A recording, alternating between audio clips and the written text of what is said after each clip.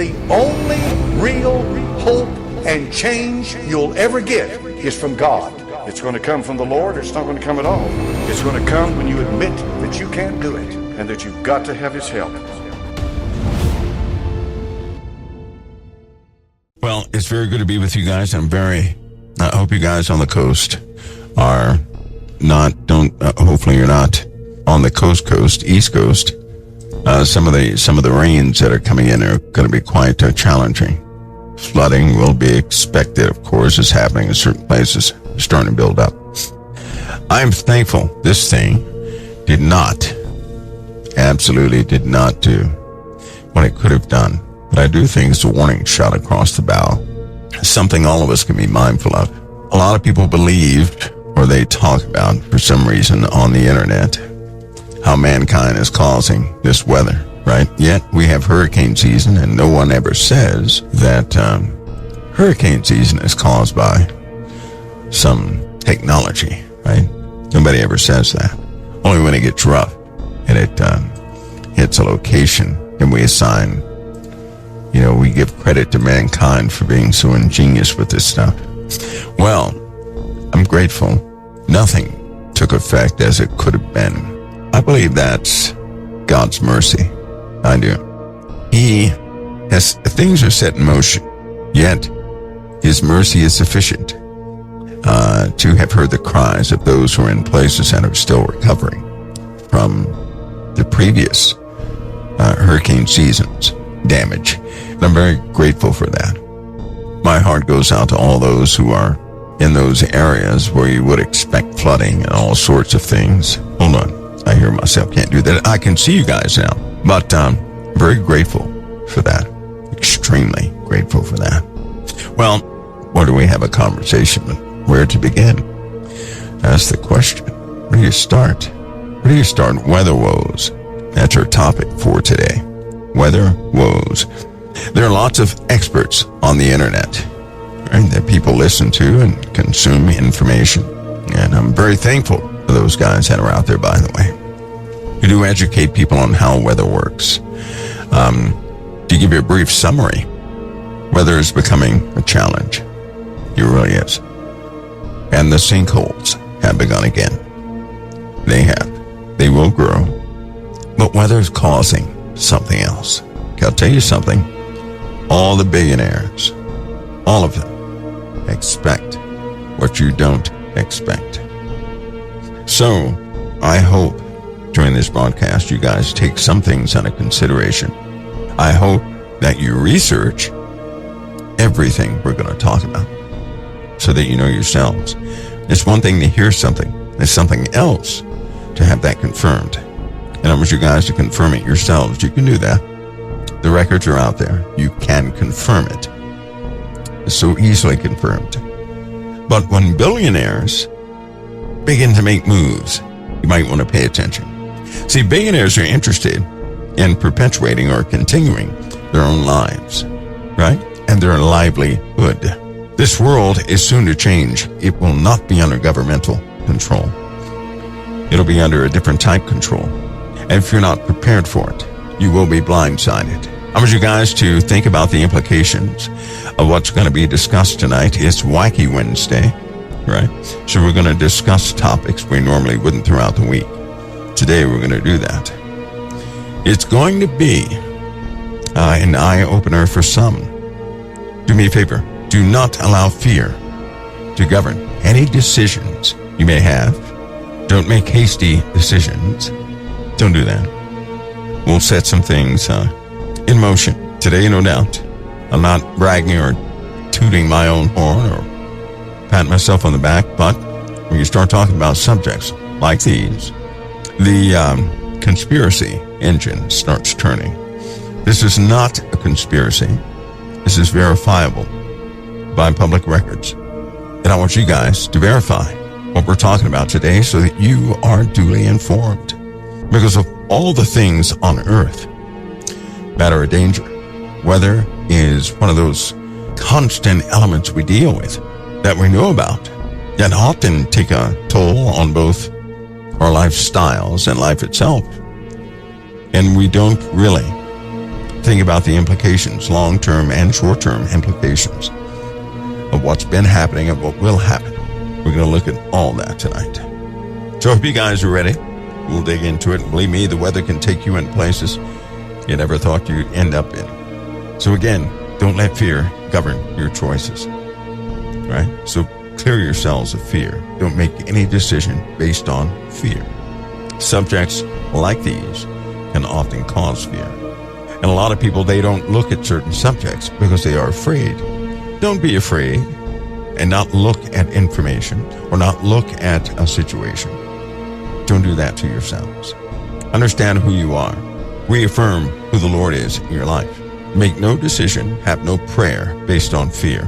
If you do, it's not coming from the source of our Father. He did not give us the spirit of fear. So don't have a prayer based in fear. Right? Don't do that. Don't make a request because of fear. Don't make a move due to fear. Don't do that. The Lord has kept you this long. You've tried to protect yourself from things in life, but He has shielded you from the various and the multitude of things you had no ability to see. You're here for a reason. Not here at COT, but here on earth. And yes, you could be here for a reason at COT. Hopefully so you can get this information and verify it so that you can be duly informed and actually be of some use to your families and your friends. Because those who don't know about it, or those who forget about it, they will be blindsided. It's not going to be easy on them in life. Things are soon to change. I know you can feel it. I know you can feel it. You can feel it. The animals, they certainly know it. They know it. Do you guys know that how many of you guys track sunflowers or know anybody who is a farmer who has fields full of sunflowers? Something in the last 3 years has been happening that is quite odd, this year more than most. Sunflowers normally face the sun, right? Now we know when sunflowers, they become mature, they don't face the sun, right? They don't do that. They face anything. But normally a sunflower will face the sun. I've noticed a phenomena a couple of times. Sunflowers are facing away from the sun, perfectly away from the sun. Somebody asked me, they said, well, Mike, what is it? I said, it's the place you can't see that's causing the problem. And soon everybody will see. Just to simplify it, there's certain things you cannot see because of the sun. In fact, you feel it every single day. You don't know what it is. Something is there. You just can't see it. And nobody talks about it. Because right now it's impossible, right? Not for those who have the equipment, but it's impossible for it to be named. I'm telling you right now, everybody with all these detectors and optics and everything else, right? They're not going to tell you anything. Those who can see it and those who can't see it, those who have no funding to see it, well, they can't say anything. And if those who do know it, who are at the university level or something like that, if they were to ever utter it or suggest it, their funding is cut off. So they're not going to say anything either. But the sun can shield unbelievable things. It's impossible for us to see it because of the sun. But there's something called cause and effect. The sun will not always shield it. The sun will not always disguise it. The nature of the sun will surely be known. And when these objects are detected, people are going to look at these scientists and other people and say, why didn't you guys tell us anything, and why couldn't you see it? Why were you blind to it? It's in the numbers. It's in the numbers. The problem is, many people cannot interpret the numbers. They can't sell it. I want you guys to keep this in mind. If you are a scientist and you have no ability, or your colleagues have no ability to verify something, and if that verification cannot be replicated at the public level, you can't utter a word, because if you do, you're going to get your funding pulled. There are many people who ask all the time, especially about this UFO subject, what about those people who know about it in high places? Why won't they say anything? They'll never permit somebody to say anything that's going to be taken seriously. It'll collapse you may think it won't collapse things. It will. If there were proof, let's give a scenario, short scenario, then I'll take a break. Let's say that Well, for example, Dr. Avi Loeb, right? Let's say, for example, what he suggested is right. Let's say it is a ship or a probe or something like that, and him and his team found that out. I'll tell you right now, I do not believe. There's nothing within me that believes. It does give me a moment to pause, because I know how evil people can be. They will not permit him to tell anything outside of a specific narrative. Do you know that? Do you really think they would permit anybody to tell anybody else what it is? Do you think? I don't believe that. I really don't believe that. Some people make me nervous. Should they find the truth of something like that? And if there's one thing I know, everybody on earth is touchable. Everybody on earth is touchable. And if you start treading into those areas, often people find themselves by themselves. But if you ever hear of a scientist, you keep this in your mind, who has evidence of something, right? Prominent scientists who have evidence of, not a YouTube scientist, but a real scientist. If they have evidence of something, and they're talking favorably of some type disclosure, something like that, and all of a sudden that person changes his or her tune, and they drop the entire subject. They've probably been approached. Likely they have been approached. Some people have seen the toughest. Some of these scientists are pretty tough. Not so tough when the weight of the world is weighing upon them. There's still evil people in this world. And if they want something to be kept secret, it's not. In fact, nobody knows secrets, even to this very moment. If something ever leaks on the internet, do you really believe it's a leak? It's not. Everything you see on the internet, it's impossible for something to be leaked on the internet. That's just impossible. It is. It's not going to be leaked. They know about it. There's nothing leaked. Everything is fitting into a narrative. It truly is. And some people are saying, one more thing, some people are saying, hey, do you know about Project Bluebeam? They've gone too far. And they said, well, they say a UFO is coming. That's what they say. They say a UFO is coming. That's what they say. They say a ship is coming. That it could be hostile, this, that, and the other. And this Project Bluebeam, well, let me explain something to you. Do you really think that people would know about a false flag before the false flag? Nobody has ever named a false flag except what people call spiritual kookies. Nobody has ever known about a false flag prior to a false flag. No one has successfully told anything about a false flag before a false flag ever came. Nobody. Do you not? They know everybody talking on TikTok, on social media, on the internet. They know every single subject. If somebody ever had the truth of what they're planning or what they're doing or something like that, that person wouldn't even, whatever they have to say, would never reach the public. There's no way anybody can say anything on the internet. You have to go through different channels. Just to let you know that. Now, spiritually is different. Hear me on this. Spiritually, people have named false flags, and everybody missed it because it didn't come from a prominent source. But oh yes, people knew every single false flag has been spiritually disclosed prior to it happening. No one in the know has ever come forward and told anybody about a false flag, and the public knew about it through any official channels or any popular channels or avenues, right, or venues. But when it comes to those who are spiritual, it always comes forward and everybody ignores it. You know that? Spiritual things are largely ignored. They're written off. Nobody pays attention. And do you know what? Everybody is always warned spiritually before anything ever happens. It never fails. That will never fail. But the public does not listen to spiritual kooks, do they? No. They go for the people who know everything. Thus, they don't know and they will not know. If something is known, then that's not the direction to look into, is it? And because they compartmentalize things, there's no way, there's just no way that people outside of certain groups would ever even know the capabilities of that group. There's no way. There are 4 levels of science. We're not talking about the standard model and quantum science or quantum physics and all this. We're not talking about the modeling. No, we're talking about the 4 distinct groups. There's one group that knows about everybody's stuff. There's another group that only knows about its stuff and those below it.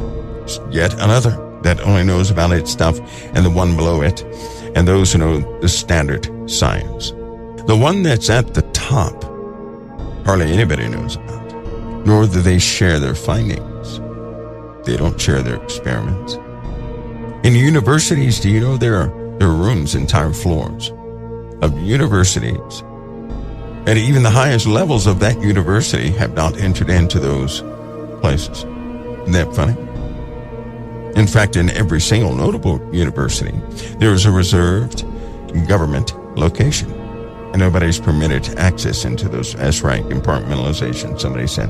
That's very important, compartmentalization. And that means one person does not know anything about the other person. There's only a handful at the top who know about everything that they're doing. But if they have to murder half the world to keep one side from knowing what the other side is doing, then so be it. Oh, and they fund everything. No scientist is going to work outside of his or her funding. They won't do it. If they start working outside, because they can stop private funding. They can stop private funding. They can halt anybody from giving to anybody they want to.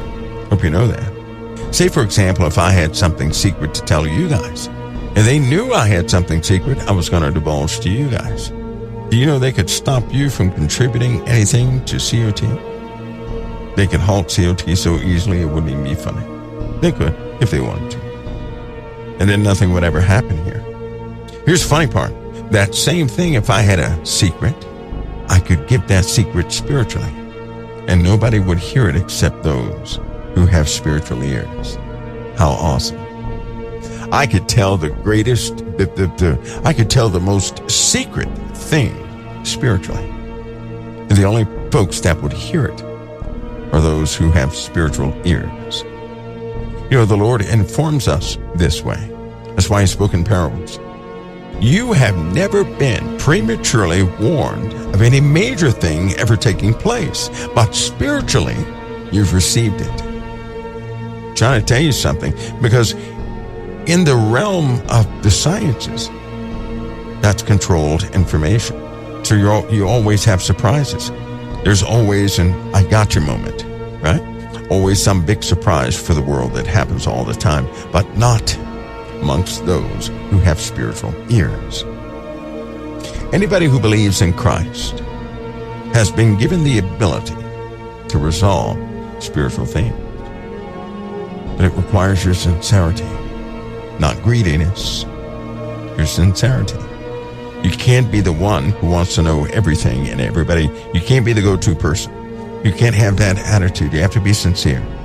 God works by a needing basis, not by a gluttonous basis. In other words, God will grant you what you need to have.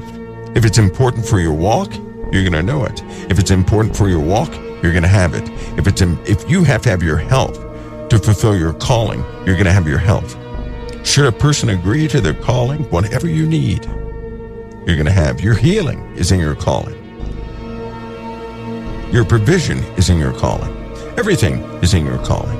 Your spiritual eyes in your calling. Spiritual ears in your calling. All your blessings are in your calling. Should you accept that calling and begin to walk forward, you will have everything you need to fulfill your purpose here on this earth. That's where everything, some people are trying to do what they want to do, and they're still looking for a blessing. Why would God bless you on the wrong path? Think about that. Why would he bless you if you're on the wrong path? Why would God bless me if I'm doing what I want to do? And he wants me to do, he made me to do what he wants me to do, but he's not going to force me. He will call me to see if I would accept. What happens if I don't accept? I'll be like everybody else. Missing things. That should be the major story, what you don't have. Those who start to fulfill their calling, yes, it comes with a sacrifice, but only a sacrifice of fleshly oriented things, that's all. But everything I need, everything I could possibly need is on the pathway of that calling. So the day I accept my calling, provisions. Everything is open to me. But if I go after what I want, I'm left to my own devices. It's not that God will curse you, right? That's not the deal. It's just that what you absolutely need is not going to be on your own path. Why would God bless that when that will not bring you to the fullness of salvation? Why would God bless this path I made for myself when it will ultimately serve something that could be against him? There's no blessing in that for me. I'm going to have his grace and mercy. I'm going to have that, but I won't necessarily. I'm going to be missing things I need. When you have spiritual ears, all of you have spiritual ears. When you accept certain things, you do. That's why Jesus spoke in parables. He says it's not meant for them who are outside the kingdom. I'm paraphrasing. It's meant for those who are of the kingdom to know these things, not those who are not of the kingdom. So he spoke that people would hear, yet they did not hear. They would hear the parable, but have no understanding of it. And they would become irritated. Why does he speak in parables? Because you have to have spiritual ears. God will open up your ears when you accept your calling. There are no mysteries when you accept your calling. None whatsoever. Anyway, but as far as the world is concerned, in the Bible it says it will always have secrets.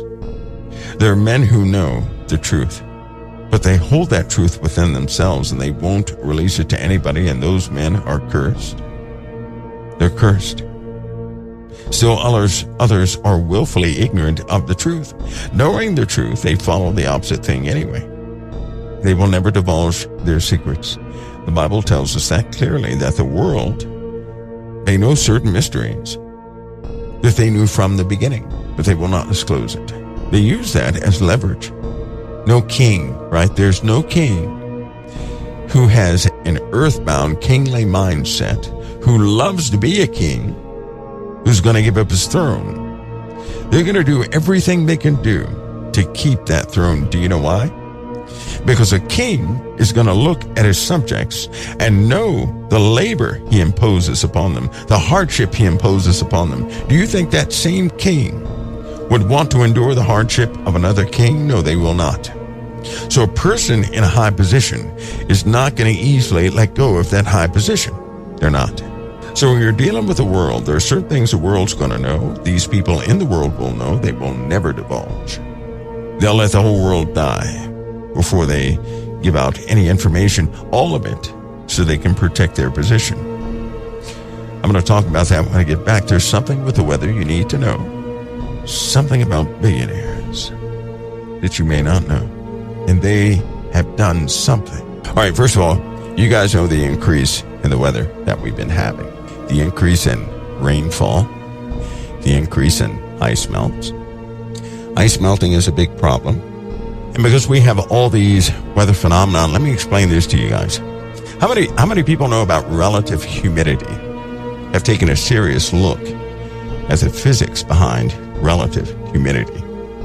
You ever wonder how the dew point is calculated and all the elements that go into that, right? How can you have dew when it's cold, right, water, but also dew when it's warm? You ever think about that? Temperature and moisture, how that works? So let me explain something to you. You might understand the weather phenomena a bit better. First of all, have some clarity in the understanding that these days, these rainstorms are dropping. A lot of rain, right? A lot of water.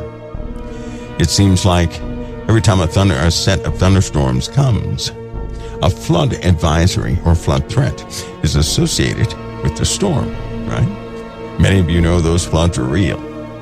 They're very real and very dangerous when they happen, and very fast, by the way. But why? What's the deal? Well, first of all, before you know anything about that, right, I want you guys to think about the sun. Do you guys know that the sun has been melting cars? Yes, cars. Listen, in Arizona this year, in a few parking lots, the cars were warped. When the people came from work and went to their cars, the cars were warped. Warped, ladies and gentlemen. There have been cases where the paint has been just stripped off a car, bubbled up.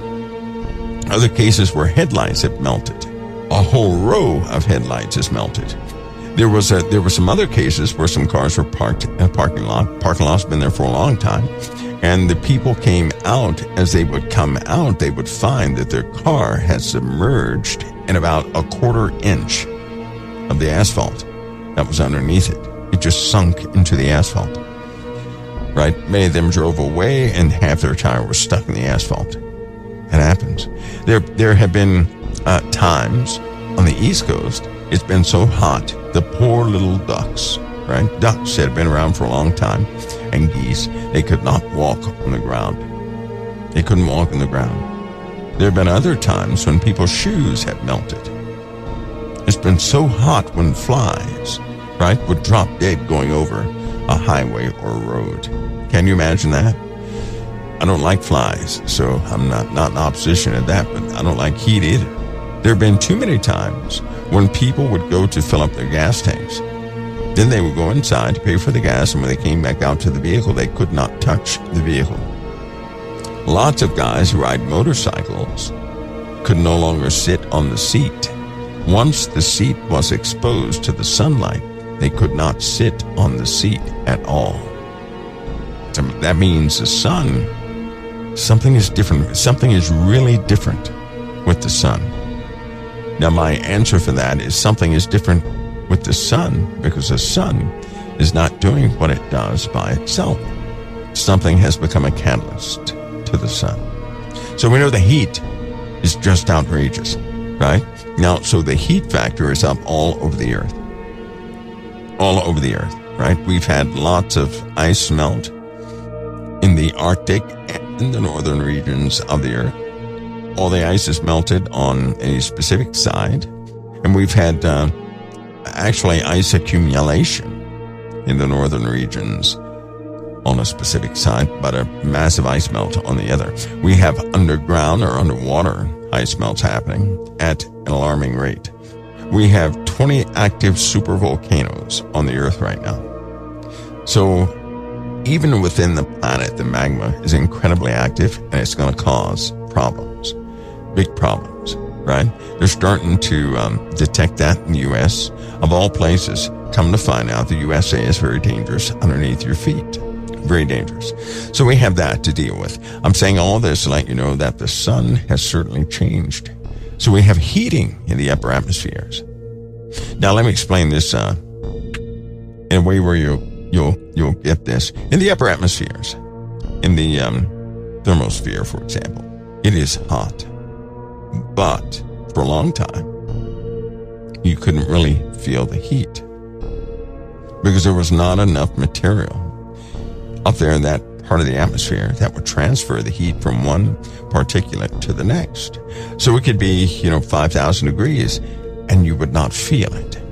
Only through measuring what the heat was, if you had material that was consolidated, would you feel that heat. Otherwise, you would feel cold.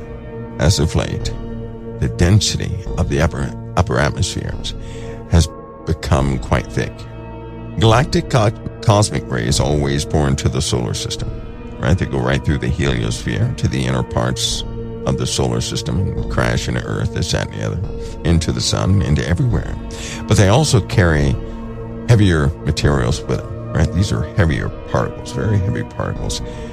That builds up in the upper atmospheres. We also have the weather phenomena, once it reached a certain point, has also dumped particulates in the upper atmosphere. Well, all of that provides density, and it takes density for heat to begin to be felt. You cannot feel heat without density, right? You have to have something has to be dense to transfer that heat. By the way, heat always goes from hot to cold.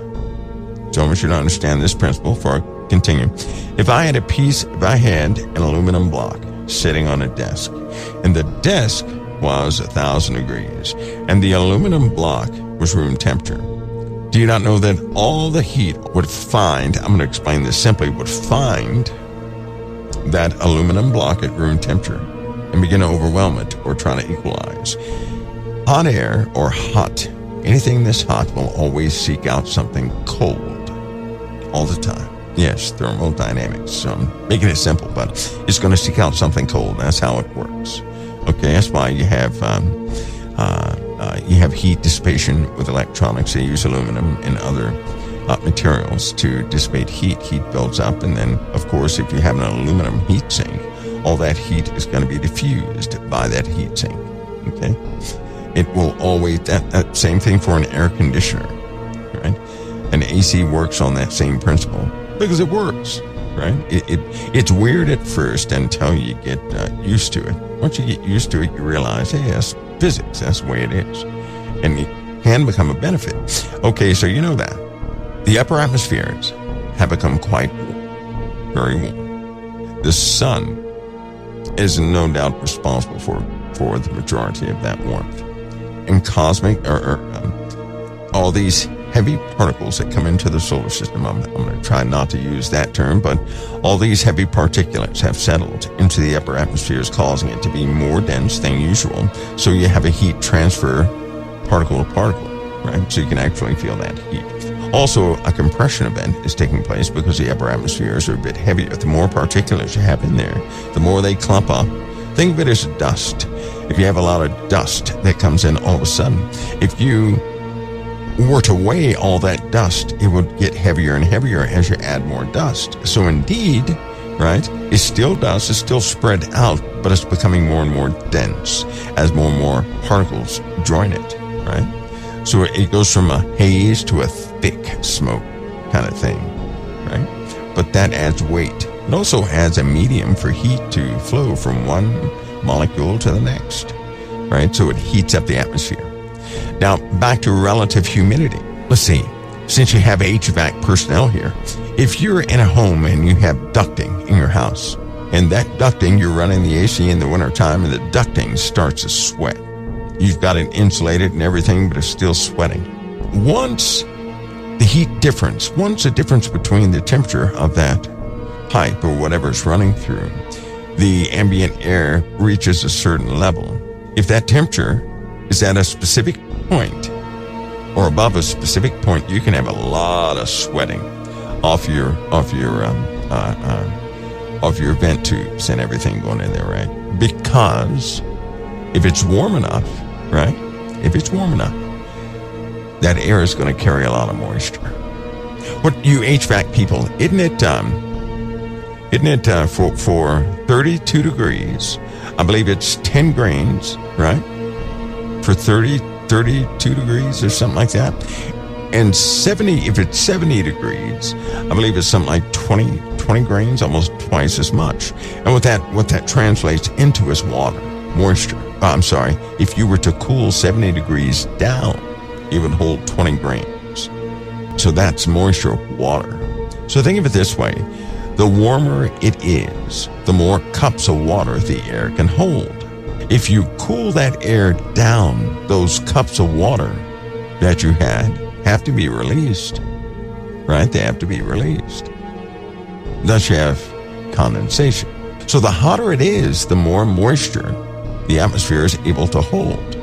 The hotter it is, that's why ducts sweat, because you have a heat problem, especially in attics. You have a heat problem outside. That ambient air is still warm and humid. Even when the humidity outside drops, if you have that warmth and then you have that cold piping, it's still going to draw all the moisture, right, to that pipe. Remember, that hot air is going to seek out to balance itself, so it's going to reach those colder materials, right? So all that water condensation is going to form on there and start dripping all over the place.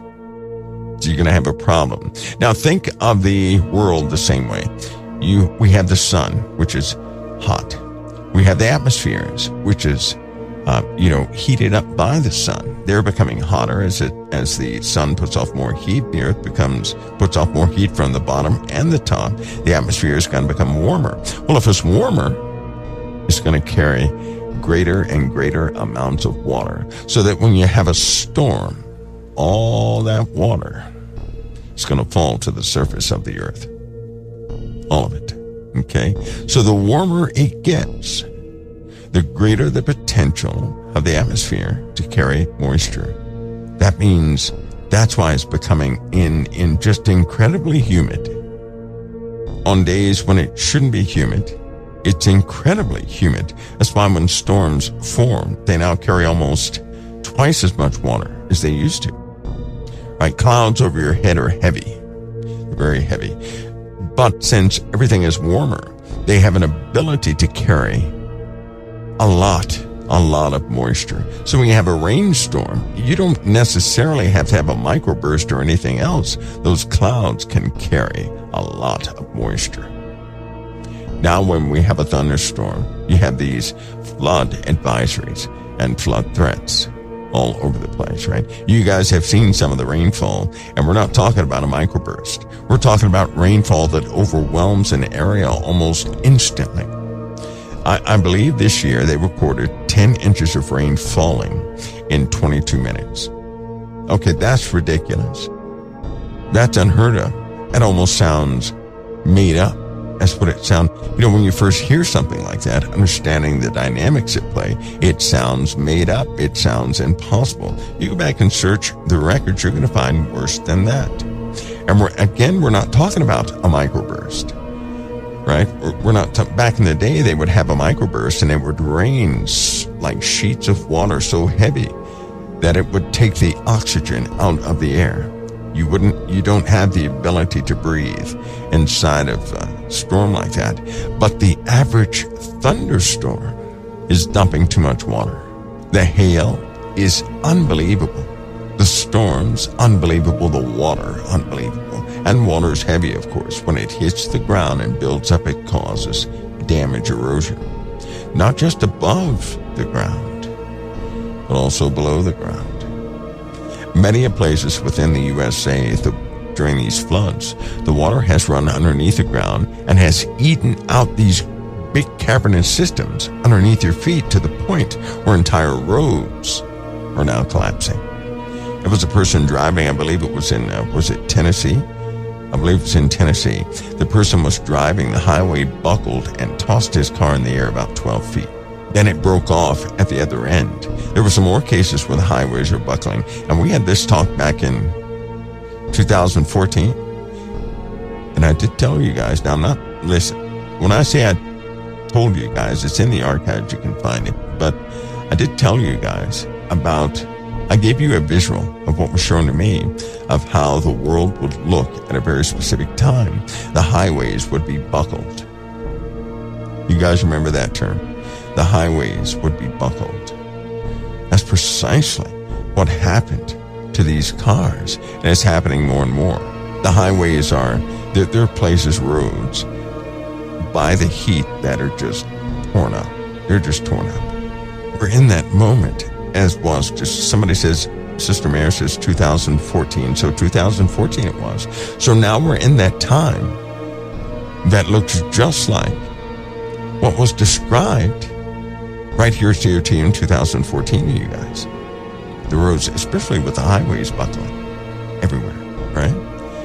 Now, me being the one who saw it in the first place, I think the Lord showed more than me. I'm sure He showed other people. But I have no choice but to feel a specific way when I go out and look at the world the way it is now, because now I see telltale signs. The trees and the grass. Trees, when they start turning because of the heat, they stay that way all summer. I only saw that in a dream. The temperature changes, the rain, the sheer amount of rain. You guys remember I also told you we'd go through a period of fog everywhere. Fog was just everywhere. It's coming.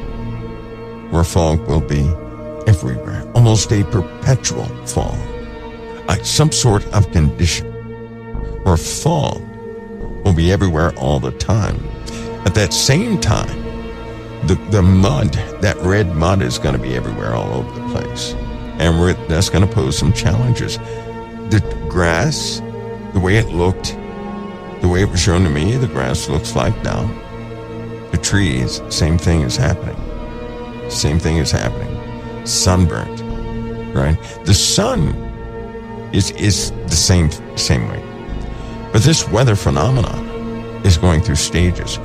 We've just gone through the buildup. Now the real floods are coming. The water event is coming. And that's what I want to talk to you about. The water event. And evidently, something the billionaires know that you may not. You've heard that term, water event. I'll describe it when I come back. But evidently, the billionaires know it too. I mean, they really know it. And they have put their money, invested their money. We're talking about an obscene amount of money they've invested for the water event. Now, I want you guys to research everything I'm saying so that you have an understanding this stuff is real, this stuff is happening. Right? When I say research, not opinions, go look for data points. Okay? Real data. Real recorded data. Not someone's opinion. Real recorded data. So you can see exactly where everything is headed. All right, so everybody so far, you should have gathered that the atmosphere is heating up, right? The water potential, the storm potential, if you will, is off the scales. It's really high. Right? The storm potential is high. The water event will come. And when it comes, I really do hope that everybody's in a different mind space, heart space, and soul space when it comes. What I mean by that, hope that you guys are not shaken by these things. I'm going to say something. Everybody is not going to participate in the water event. The Lord determines that, not mankind. Now, before I go any further, I'm going to solve something. You know how a lot of people, when a storm comes, and people have this habit, they'll say HARP did it, or, this system did it, or they did it. Can I share something with you guys? With the Lord, if you go back and look at prophecy, didn't the Lord say that he would, at Jericho, that he would take care of his people prior to Jericho? He said he would do that, right? In fact, he had already prophesied what would happen. He did. He prophesied what would happen. Now, if you didn't know the story of Jericho, you would think by reading the prophecy that God would knock the walls down, right? Or that he would breach it somehow, right? Their defenses would come down. But at Jericho, he instructed them to do it. So then you could say Jericho was a result of humanity. You could say that. Now I'm bringing this up to let you know something. With the Lord, when he declares something, he does not give us his method. He simply tells us what will take place. He does not give us the method. With prophecy, it's important that you understand. It's a matter that something will take place. How it takes place is God's determination. He can use anything he so desires. He tells us about prophecy. He gives us details from time to time. For the most part, he does not always give us the method. Okay? He does not always give us the method. Keep that in mind. And very good advice, by the way, Mixler. Please use wisdom in declaring your location and preparations. Please use wisdom. Don't do anything hasty out of fear. Remember, at the beginning of the conversation, don't make a move from fear. Fear will always attempt to instruct you. Don't make your decision based off fear. You're going to mess yourself up. Okay? You're going to mess yourself up. Okay, let me continue. So, we know that the sun is different. We know that things are hot. The seas are hot. The land masses are hot. The sun is hot, right? The people have been dying because of the heat. In India, their heat index has been incredibly high. It's been incredibly high. There were some cases, just about the sun again. The actual temperature was around, I think it was 80 degrees. Yet, the contact temperature was about 150 degrees. Not good. That means at 80 degrees, you think you could handle the sun and be out there doing everything, and you could. For some reason, the sun has an effect on materials. It has never affected materials the way it's doing today. Never has it affected the materials that way. It's almost like you can walk out into the sun and not get burnt, but the ground is burnt, right? And things around you get burnt, but you're not getting burnt, right? That's what it's like. Contact temperature's off the scales. It's off the scales. So we have a consensus that it's far hotter than it used to be. And with that heat, you're going to have that higher potential in the atmosphere to carry moisture. These storms that we're having, they're not going to go away. They're going to continue to get where every summer is worse and worse and worse. Every summer, right? The ice melts that have taken place between 2022 and 2025 are simply unbelievable. If you start looking at the numbers, at the sheer volume of ice we have lost, it's mind-blowing. It's mind-blowing. We have lost too much ice.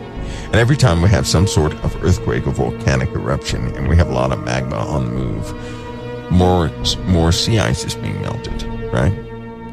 So we have water problems. Now, just in case you don't know, underneath the crust of the earth in the oceans, so if you dig in the ground at the bottom of the ocean, you reach another ocean.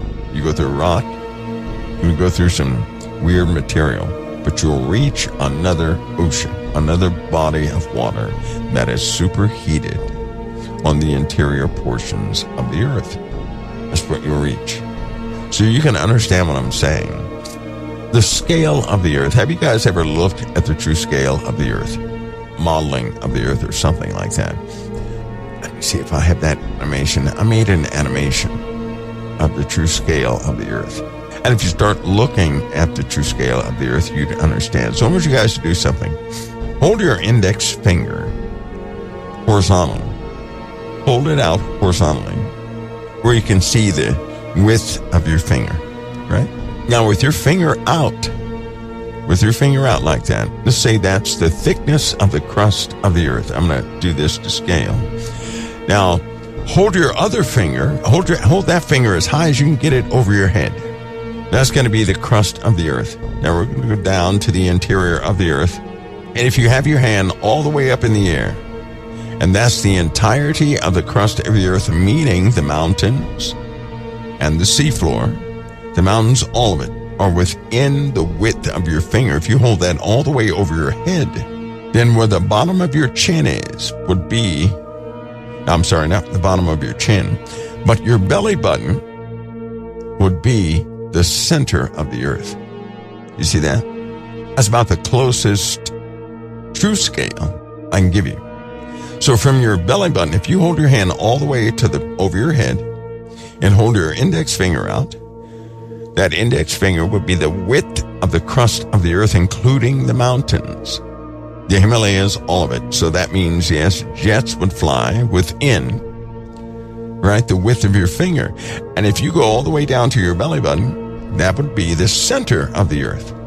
So the crust of the earth, look how far up that is. That's where we live. That's where we get oil from. That's where the bottom of the ocean is, and even deeper, even below the bottom. That's all of what we know is right there at our fingers. We haven't gone any deeper. We can't go any deeper. All that in between there is still our planet. If there are things in there we know nothing about. So think about that.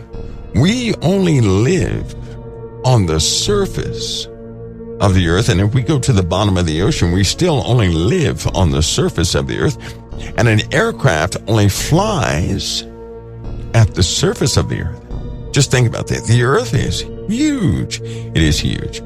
It's huge. It's large. It's inconceivable to think that your fingertip, right? They're drilling for oil where your fingertip is.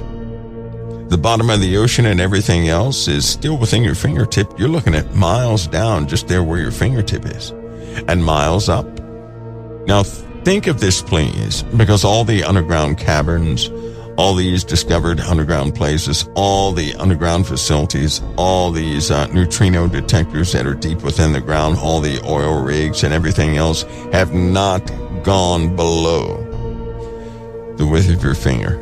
Everything is still done within the width of your finger.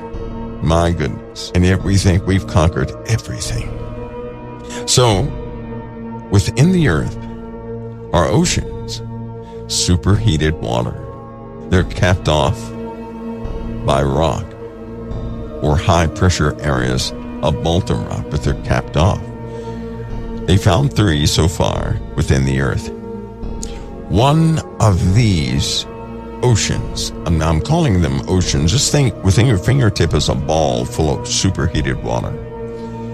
One of those things could fill the oceans of the earth. They found 3. That's a lot of water. In the Bible, when the fountains of the deep were opened up, water came out. Right? No wonder, because there are 3 of these big, huge blobs that could fill up all of the oceans. One of them can fill the earth, the oceans, replenish the oceans, and some. Think about that. We're like little, you guys know about dust mites, right? We're like little dust mites living on the surface of our skin. For a dust mite, the dip on your skin, one of the indentions, for example, on your knuckles, one of those indentions would be the size of the Himalayas to a dust mite. We're like that. So that means we only know stuff about the surface. We can't penetrate but so far. There are barriers we simply can't get past. I want you guys to visualize the scale, because the earth is huge. And there are potentials. If we didn't deal with anything outside the planet, we're going to deal with enough potentials in the planet that would end life on this earth 1,000,000 times over. By the way, Yellowstone is within the width of your fingertip when you hold it over your head. The Yellowstone caldera, likewise, is still within your fingertip if you were to hold that over the surface of your head. But in the crust of the earth, there are these huge volumes of water, superheated water. And just in case you don't know about superheated water, right? Again, if you take distilled water and you put distilled water into a coffee cup, and you put that coffee cup in a microwave for about 2 minutes, and it's not going to boil. It's not. When you take it out, it's going to be very still. But you dare not put a crumb in that water.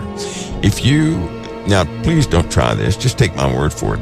If you take that superheated water out and put it on your countertop, right, and take one little tiny sugar dust cube and drop it in that cup of water, you're going to see a violent explosion.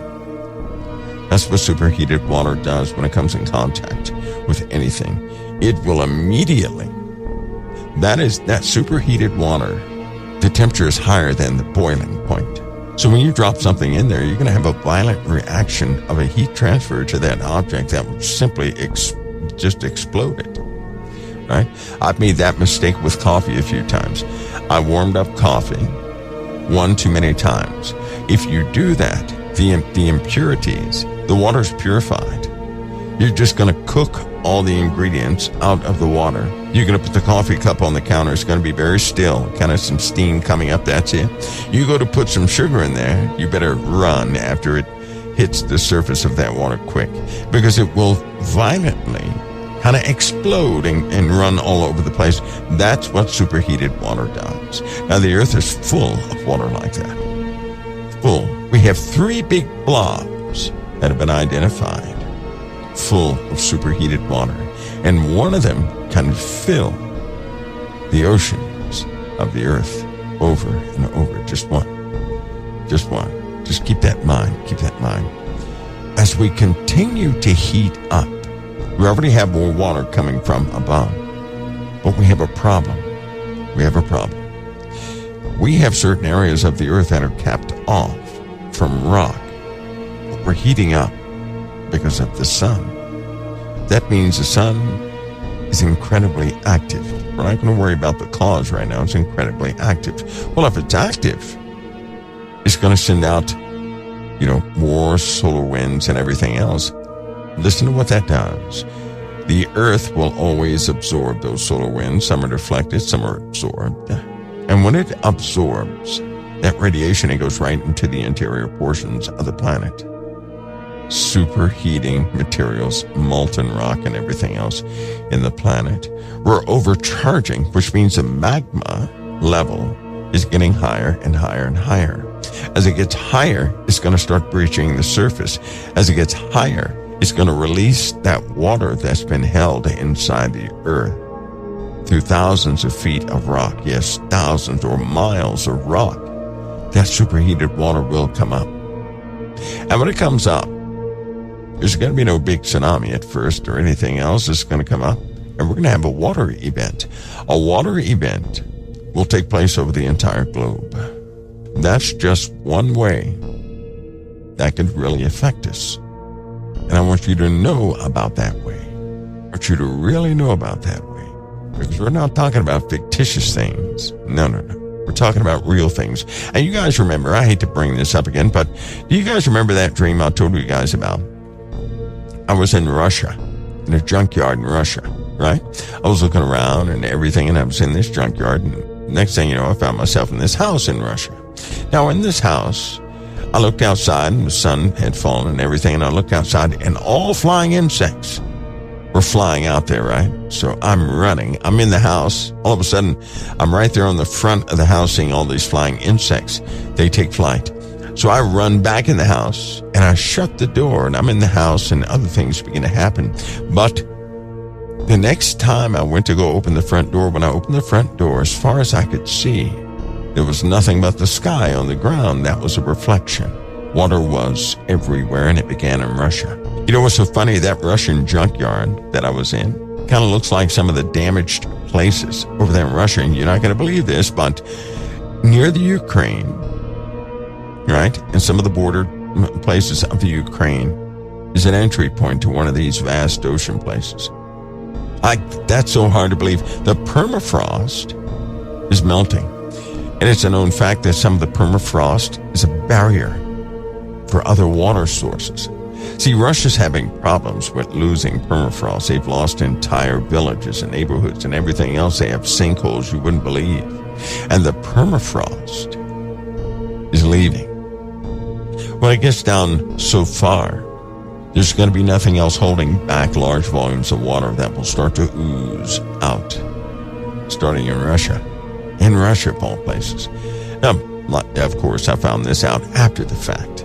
I believe I told everybody about that. I forgot. What year was that I told you guys about that dream with Russia and the bugs, the flying bugs, and the water event?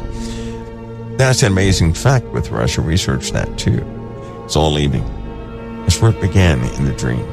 Water was everywhere, all over the earth. And it was a silent event. It was a quiet event. There was no big boom. No person announced it. It caught people by surprise. And then lately, I had this dream, and the water event's not going to last, but I had this dream. Everybody was in this hotel, and it began to rain. Now, we're in the USA, in Virginia, in this case. We're in the USA, in Virginia, it began to rain. The rain was taking over everything. The flood started coming. People were not prepared for the flood. The folks in the hotel were stuck. We were stuck. The water had cut off everything, all avenues of escape and everything else. So the next morning, the water started to recede, and everybody went for higher ground. When we went to higher ground, yes, it was dry. There were some places that were untouched, but you could stand on a hill and look around, and as far as you could see, water damage was everywhere. Nobody was prepared for that. After the water event, everything on the face of this earth was different. See, because some places were totally lost due to the water event. Some places were absolutely lost. The water event caused a great instability in the earth, which opened up cavernous regions of the earth. Earthquakes. Can you imagine the sheer weight of water all over the earth all of a sudden? Of course we're going to have earthquakes. You know how many salt mines are in the earth that we have dug out, that we have evacuated? There's no more salt in these mines. Now that means the water's going to fill these places up, and sinkholes are going to be the consequence of that. Once the ground is saturated, it will not hold the weight up top. So we'll have city-sized sinkholes. If this were true, if what I'm telling you is true and the earth is going to be flooded, then they would map out all the low terrain places and all the high terrain places. And then you would have all the high terrain places would become valuable places, right? So let's look at the USA. If that were true, then everything in the USA above a certain sea level, be priceless. And if I were a billionaire having access to information, and if that were true, I would know about that. Let me tell you this one fact. This is going to get you. You ready?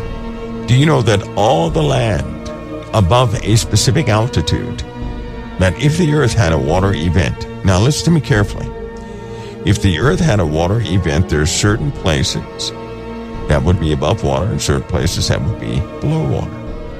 All the places that would be above water have been purchased by one of four people. Bill Gates is one. Bezos is another. You guys starting to follow me? That means all the land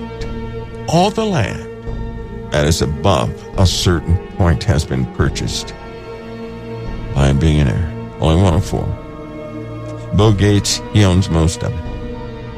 And when I say every piece of land, I'm talking in California. If the water went up to a certain level, you'd have an island chain, right?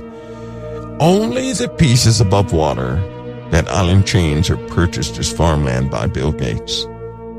Elon Musk has bought up his parts. That's why he's in Texas, I know, because they don't have income tax and that stuff and people think about, but also because of its positioning. Mark Zuckerberg, same thing. Same thing, and only in the areas above a specific point. The average person can't do that. So you know what that tells me, and you should wake up to this. When something happens, they're going to own that land. People are going to have no choice but to live on those lands. And when they live on those lands, you're going to have these rich people who own those lands. They're the ones that will sit in a seat of rulership over the people. Mercy is right there. Isn't that something? That's something you can look at, research over and over again. You're going to find the exact same results. So my suggestion to all of you guys is to get a hold of a U.S. Navy map. Not the ones that say U.S. Navy. The true U.S. Navy map does not have U.S. Navy on it. It's on it's a USGS topology map is what it is. The U.S. Navy has augmented that map to show sea level rise, so is the USGS. And all the land that's visible, that's what they purchased. So you get another map of the land purchased by these four people, and you do a simple overlay. And when you do that overlay, be prepared to fall out of your chair, because these guys know exactly what's going to take place. Do you not know also that other billionaires have shared the co-op with some of these billionaires? In other words, if you got the land first, and I knew it was coming too, then I'm going to make a deal with you so that we can have some sort of dual ownership over the other land masses that are above a certain sea level. That has also happened. They're not buying any land that's below a certain altitude. They're not buying any land that's vulnerable by way of its rock strata, because there may be a problem where it sinks back into the earth. They're not buying that land. And you know what? You would think that would just be in the USA. Wrong. It's in China also. And you would think it would just be in China. Wrong. It's in Europe also. And you would think it would just be there in those places. Wrong. It's in the Middle East also. You know when they started this? What they have now, it began to happen in 2023. 2023 they started. It is now 2025. Now, before anybody makes any moves, you have to have an understanding of something. Have you guys noticed what's happening in the Bible when, for example, Apollyon comes out of the bottomless pit? What happens? I'll tell you what happens. Apollyon comes out of the bottomless pit, and only those people who have no relationship with Christ are tormented. Did you notice that? The people who have a relationship with Christ, no torment. You don't hear about their torment. In the book of Revelation, you begin to read about the torment of those who had no relationship with Christ. When the 200,000 component comes out of the earth, and kills 1/3 of man by fire, smoke, and brimstone. And it says the people that did not repent, the people who are left alive still would not repent of the thefts and fornications, of the worshiping of gold and of silver, their idols of gold, silver, brass, wood. What kind of person is that? Those who have no relationship with Christ. Do you see that? The billionaires who are purchasing this land, do they have a relationship with Christ? Many people get nervous when they start talking. Somebody talks about a major event like this, and even its potential, they get nervous. Have this understanding. In the Bible, you read about a kingdom that's going to rise in the earth. You read also that kingdom is going to be thrust into darkness, and everybody who is in servitude to that kingdom, or part of that kingdom, is going to suffer greatly. You also read in Revelation, it's the unrighteous who go through the judgments, not the righteous. The unrighteous. That's what you read about. Many of God's children may not know this, and they'll seek to save their own lives. They never have to do that. You don't have to do that. The Lord will orchestrate this in such a way that His grace and mercy will always be with you.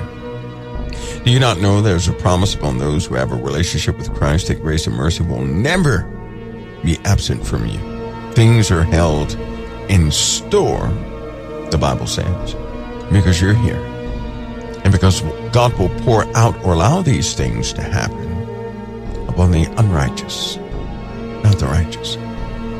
So you have to have a clear mind. A dark kingdom will rise. It will have an evil ruler. We will see the manifestation of it, but we're not to endure the judgment that befalls that dark kingdom. When you're a person of the earth with no relationship with Christ, you have no choice but to try and save your own skin. That's what they're doing. They're looking out for themselves. They're looking out for their grandchildren, so on and so forth. If you have a relationship with Christ, you're secured in Christ. His determination will come after you're secure. You will see the manifestation of a great many things. You are not to undergo the judgment of those who have no relationship with Christ. On this earth there will be sufferings. You are not to be part of it. Do you know why? Because if you truly have a relationship with Christ, your tribulation began at birth, and it continues to this very day. See, the Lord told us that if we truly do belong to Christ, if we are of the Lord, the world's going to hate us. And it will seek to kill us as it sought to kill Him. It'll wear us down. If you truly have a relationship with Christ, if you truly belong to Him, you've been under trials and tribulations from the beginning. If you don't belong to Him, you've not been touched. I don't think there's not one person here whose life has not been turbulent. In fact, I believe that everybody here has been living from tribulation to tribulation in their own lives. That's what I believe. I believe every single last one of you have had some woes in your life. So let me share it. Everybody on earth was going to have tribulation. What about those people who have had no tribulation up until this point? Well, they have to go through it. They can either go through tribulation over the span of their entire life, which would be called mercy, or they can have it all in one season, which is called revelation. How about that? If you belong to Christ, He has been bringing you from glory to glory, level to level. You've been growing. Your tribulation is purposed tribulation. Those in the book of Revelation, that great number that no man can number. Remember what the angel said? The angel looked at John and said, "Who are these arrayed in white robes?" John looked at the angel and said, "Sir, thou knowest." And the angel, almost it seemed like in the reading of it, the angel couldn't wait to tell him, "These are those who came out of great tribulation and have washed their robes white in the blood of the Lamb." Did you hear what I said? They came out of great tribulation. That's your life.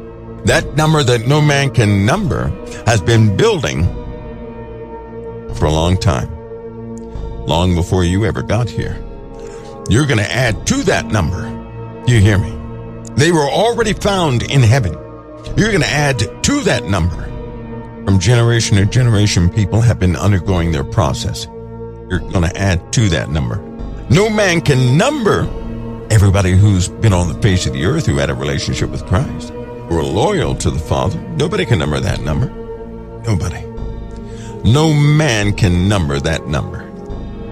After they're found in heaven, did you notice what happened on earth? Everything happened on earth. And in truth, the only ones the Bible says that the bottomless pit is opened. And those things that come out of the bottomless pit, they're going to go forth into the earth. But they will not touch those with the seal of God in their foreheads. Consequently, those who have to be sealed. If you have to be sealed with the seal of God in your foreheads, that means you have to stay here. If you have to be sealed, nobody knows you. If you have a relationship with Christ, everybody knows you. If nobody knows you, you're brand new. And you have to be sealed to be kept, don't you? You don't need a seal. If you belong to Christ, you're already sealed. Because Christ is within you. The kingdom is within you. That means you have an identity. It's when you don't have an identity. It's when you're unknown. You have to be sealed. And sure enough, those things that came out of the bottomless pit were told not to touch any green thing nor any tree, but only those men who have not the seal of God on their foreheads. So that means those who have the seal of God on their foreheads had to stay right here on this earth.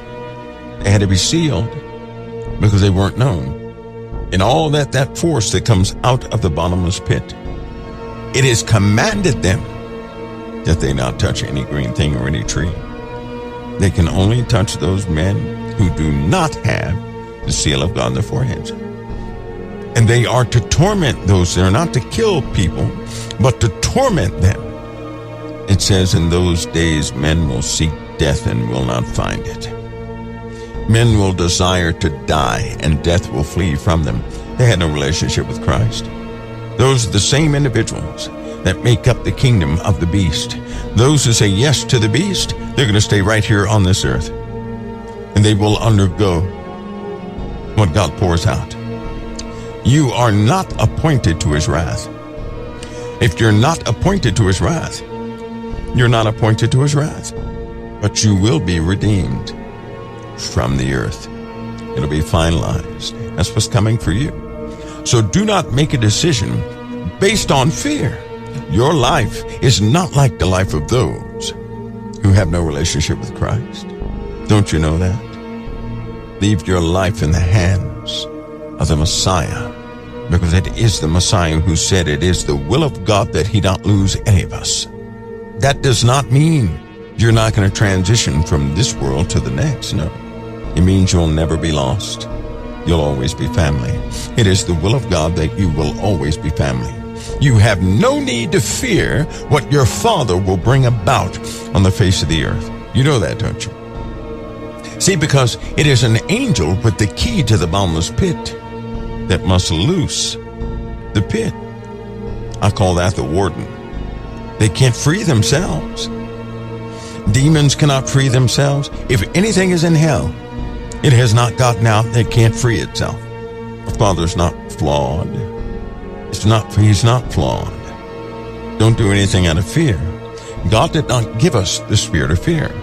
When you're afraid and you make a decision, you're going to make that decision based upon a voice that is not your Father's, but the voice of fear.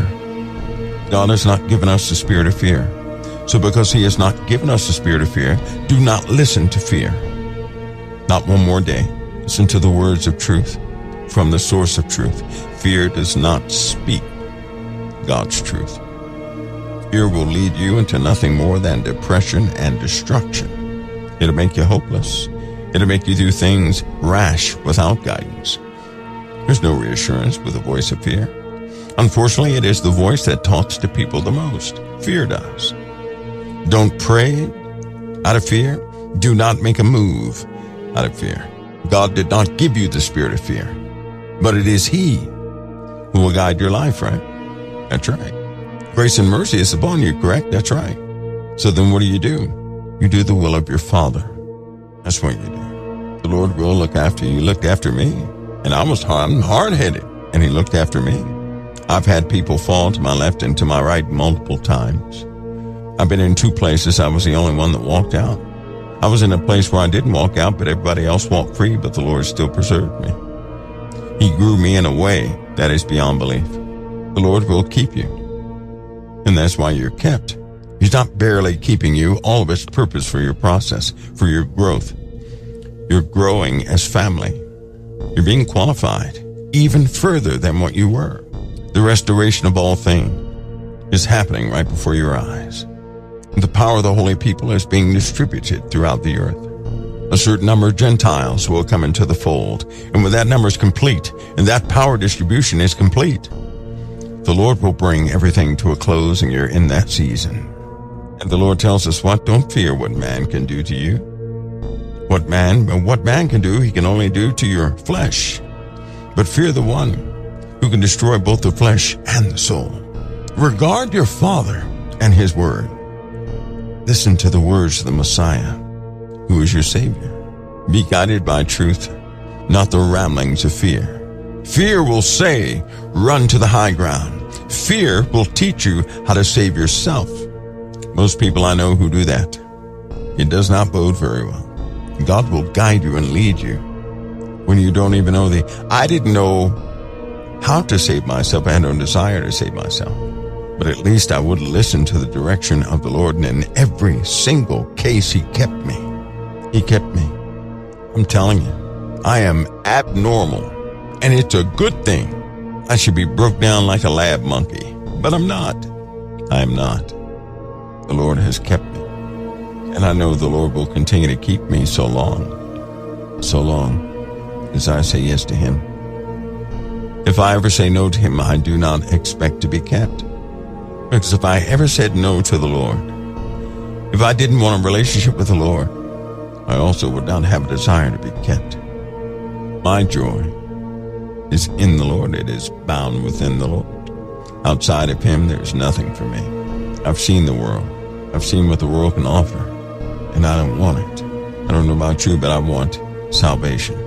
I want the whole package, which is salvation and deliverance. Deliverance from me, from this flesh, from all influences, not to mention Jesus Christ. He died for all of us. I want to say thank you without words. There's only one way I can do that, and that's in truth. Words are not going to be enough. If you have ever sacrificed much for anybody, and you can think of Christ. In fact, how many of you have been sick and nobody knew how sick you were? How many of you have been in pain and nobody knew how much pain you were in?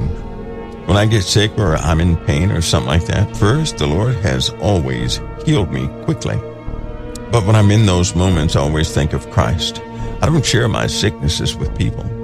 I don't do that. But every time I am injured or hurt, sick or something like that, I'm always thinking about Christ who endured. He endured the same thing I endured, but for everybody who lived and would live on the face of the earth, plus some. And he did that for people who would not regard him. He did that out of his love for his Father's creation. He didn't ask us to comply with anything. He did what he did for us, not at a cost to us. He did it for us. How do you thank somebody who takes your place when you know you should have been punished, when you know you should not be walking? How do you repay someone for taking your sentence for the foolish things you did in life? How do you repay somebody who is your true advocate with the Father? How do you repay somebody who's satisfied the jail term? How do you do that? That won't happen with words. But I can use my life, every day of my life, to obey him, to pursue him in his ways. I can say thank you by never turning away from him again. I can say thank you by my servitude to you. I can say thank you by surrendering all to him and fully trusting him. How can someone not trust the one who gave their life for them?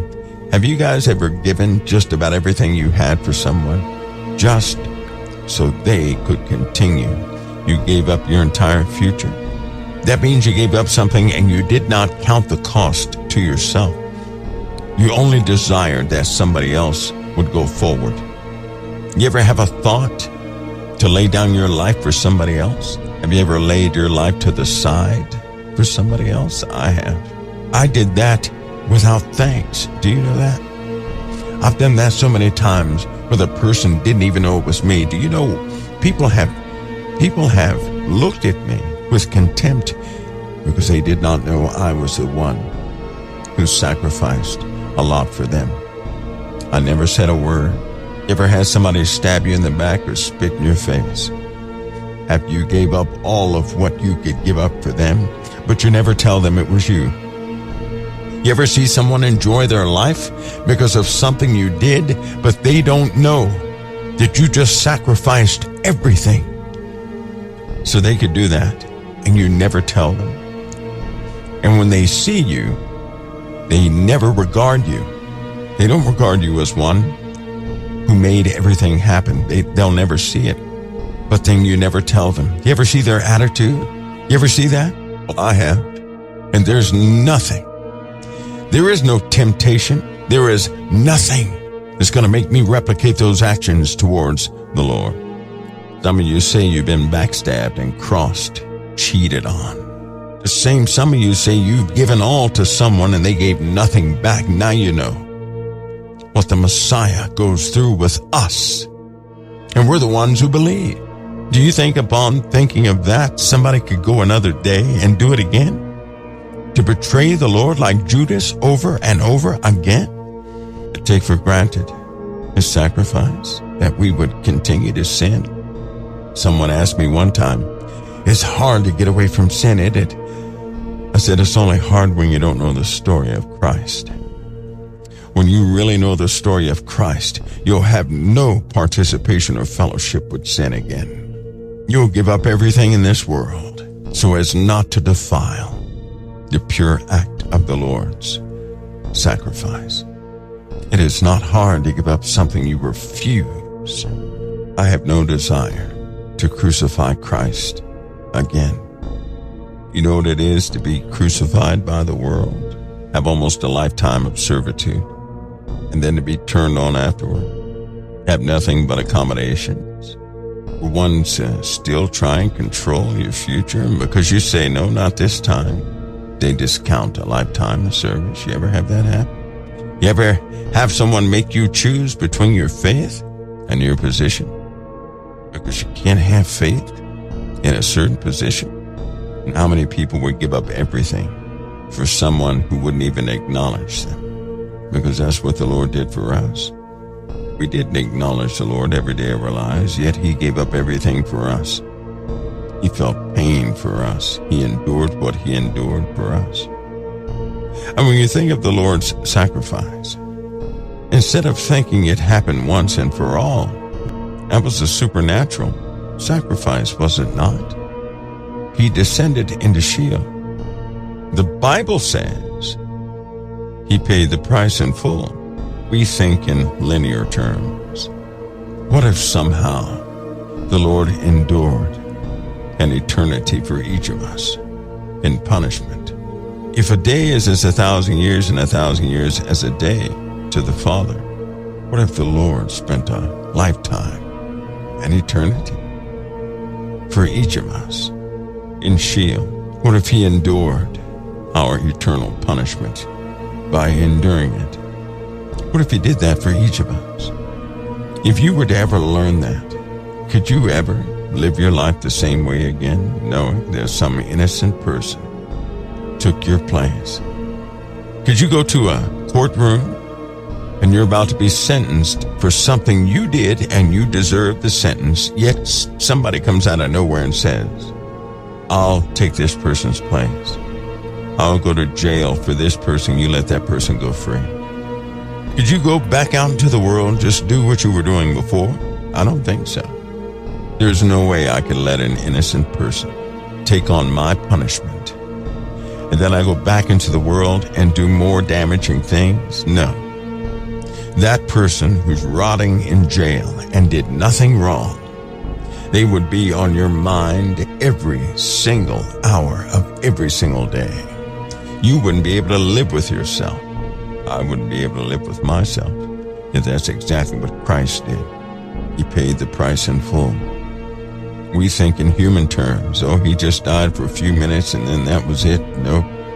What if there was so much more to that? He did all of what he did so that we could be forgiven. Should we accept?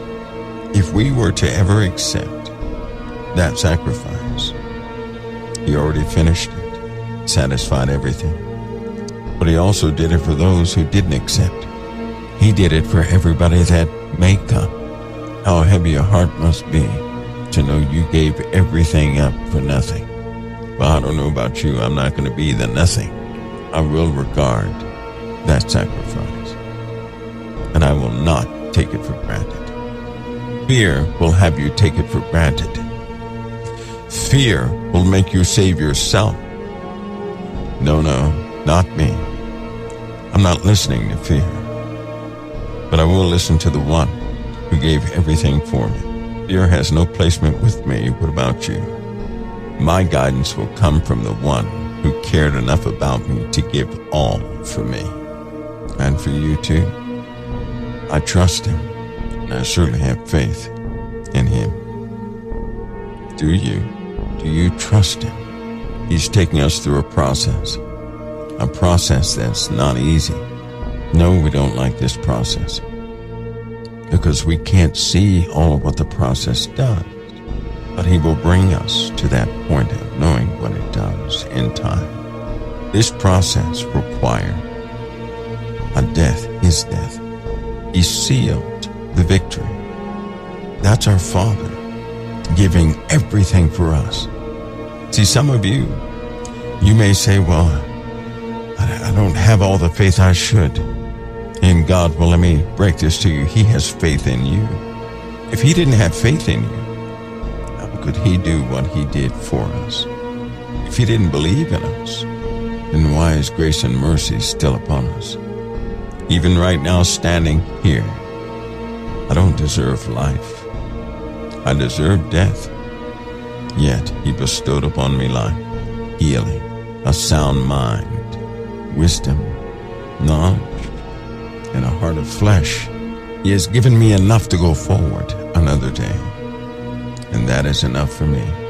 I didn't say yes in the beginning. There was no guarantee I would say yes. But he made the way straight anyway. Yes, I'll trust him. Yes, I'll wait upon him. And no, I will not move from that position. There is no doctrine, no new way, no new evidence that's going to cause me to move. He did everything for me at the cross. If I receive nothing from this day forward, he has given everything at the cross, and that is sufficient for me. I trust him enough not to be afraid in the days to come, no matter the water event or any other event. It's by his decree that anything would come or not come. But I have assurances, because if anyone could give their life, their perfect life, for someone undeserving of it, surely they would fulfill every word they ever spoke. And I'm grateful, nothing but grateful. Christ, he is my assurance. The story, which is the gospel, that is my strength. Yes, I do believe in it, and by it I will walk forward. Because Christ is that gospel, and that gospel is Christ. My hope is that fear will no longer rule your life either, but that you too can regard the Lord in a fullness of who he is. Listen, not by the evidence you may find on YouTube, but by the confirmation he gave us at birth.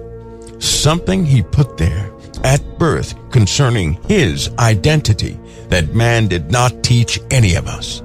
They can say all they want. They can come up with new evidence and everything else.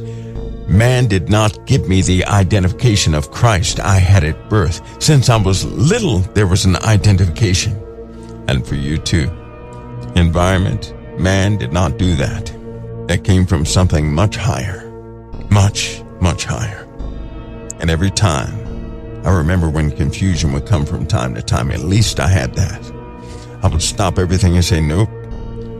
Because what the Lord put in me, He put in me since I was little, before I could read, before I could comprehend. I still knew. And man did not do that, nor did anything else in the earth. That came from the source of me. The same source that created me put that in me. Man didn't do it, so man is not going to get credit. Nothing in this earth did it, so nothing in this earth will get credit. Only God can do something like that.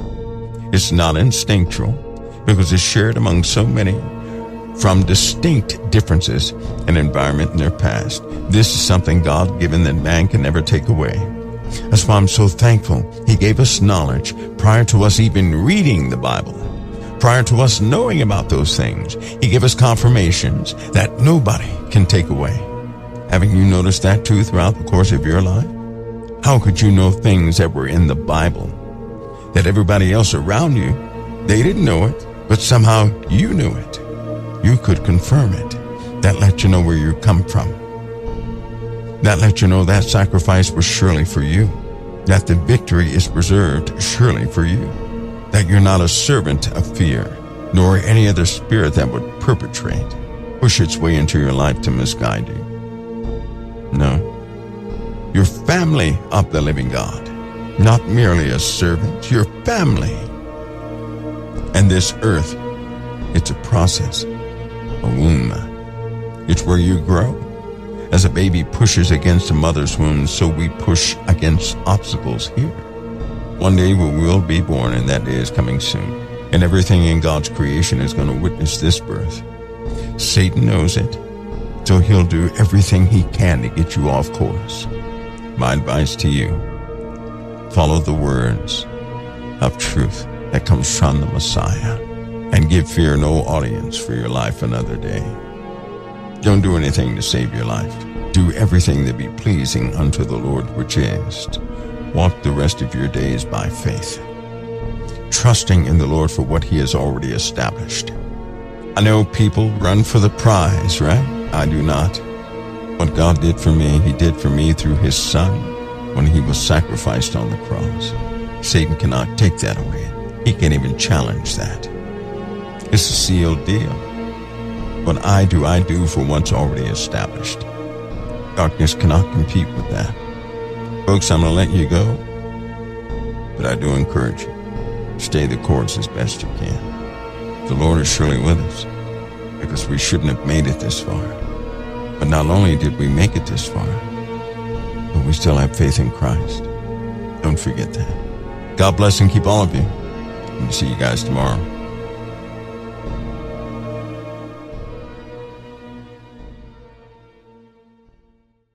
COT's base of operations is right here at thecouncilofTime.com. COT has no other outlet or venue. These are other folks who will rebroadcast. Anything COT does is by the main page here at thecouncilofTime.com. Notice also in the last days perilous times shall come. For men shall be lovers of their own selves, covetous, boasters, proud, blasphemers. It takes the grace of God to change us, folks. How can you be saved if you're not willing to repent? And the Lord Jesus Christ said, except you repent, ye shall all likewise perish.